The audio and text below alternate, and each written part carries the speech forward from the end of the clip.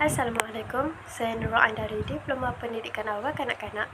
Isu antarabangsa bertemakan alam sekitar. Terdapat dua sebab isu pencemaran alam sekitar, iaitu pencemaran semula jadi dan pencemaran dari faktor manusia.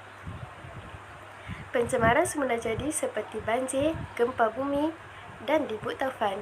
Untuk pencemaran semula jadi, banjir ialah hujan yang berterusan tanpa henti akan menyebabkan banjir. Tidak dapat dielakkan fenomena cuaca.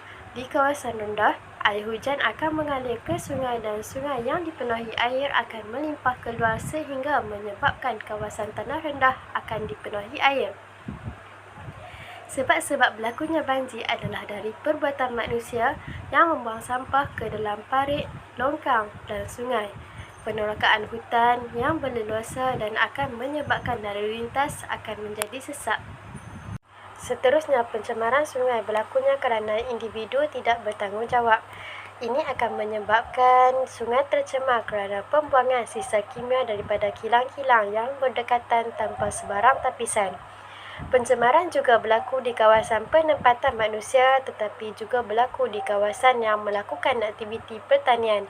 Sebab berlaku pencemaran sungai adalah dari pembuangan sampah sarap, melepaskan spesies haiwan yang tidak sepatutnya dan pengurusan air kumbahan yang gagal diurus dengan baik.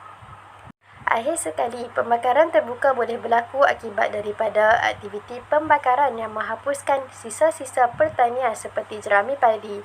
Aktiviti ini masih lagi dipraktikkan oleh para petani yang mengusahakan penanaman padi khususnya di Kedah. Pembakaran jerami padi ini lazimnya dijalankan selepas musim menuai, iaitu selepas padi ditanam selama 120 hari untuk dijadikan kompos atau baja. Sebab berlakunya pembakaran terbuka adalah dari perkembangan perindustrian dan kenderaan yang menambah jumlah karbon.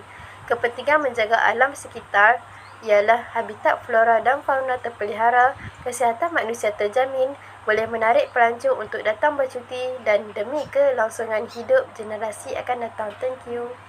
Seterusnya, gempa bumi ialah gekaran mendadak yang berlaku pada kerak bumi. Gempa bumi berlaku apabila kawasan sempadan antara plat menjadi tidak stabil akibat pergerakan plat tektonik. Gerakan plat menggeser antara satu sama lain dan menyebabkan tekanan yang besar dihasilkan. Antara sebab berlakunya gempa bumi adalah dari kerak bumi meretak, tanah runtuh dan tsunami. Selepas itu, tsunami ialah ombak besar yang disebabkan oleh gerakan tektonik di dasar laut. Ombak besar yang disebut sebagai tsunami ini membawa kemusnahan harta benda dan mengorbankan banyak nyawa apabila melanda pantai. Sebab berlakunya tsunami adalah dari letusan gunung berapi, tanah runtuh bawah laut dan disebabkan gempa bumi.